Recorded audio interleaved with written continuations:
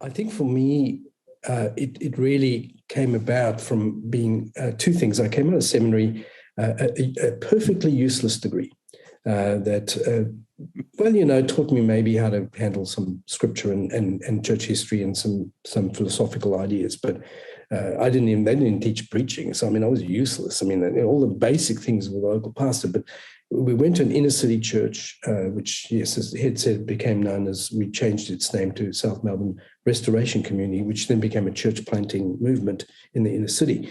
But being immersed in an inner city context, where you had, a huge amount of different subcultures around about us, and most of them somewhat alienated from the gospel, is Australia anyway. But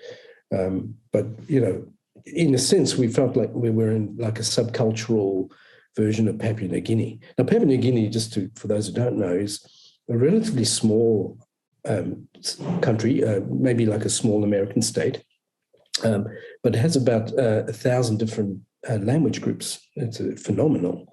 And it's an anthropologist's dream, but a missionary's nightmare.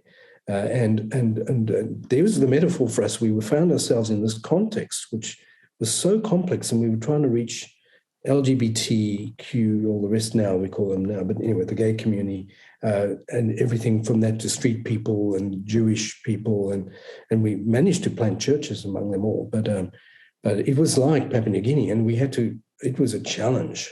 So I was forced in it by context. The other thing, and I think I was, paying for my many sins, I got a role with my denomination in charge of mission, education, and development, which really was about the church development and church growth and church planting and leadership development in the local church, right? So a big challenge for a 36-year-old.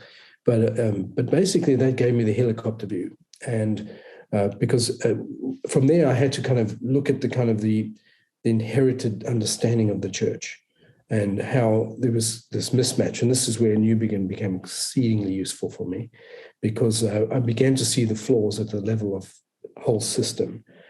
So on the ground, I was learning, the non-adaptive ecclesiology that I'd inherited was not suited to our context and needed to change. We were forced into that through contextual church planting, what I call incarnational forms of mission. So we learned that very practically, and then I had to learn very practically leading a denomination's missionary efforts, and all that. So that forced me. I think the two of them together had a huge impact upon me.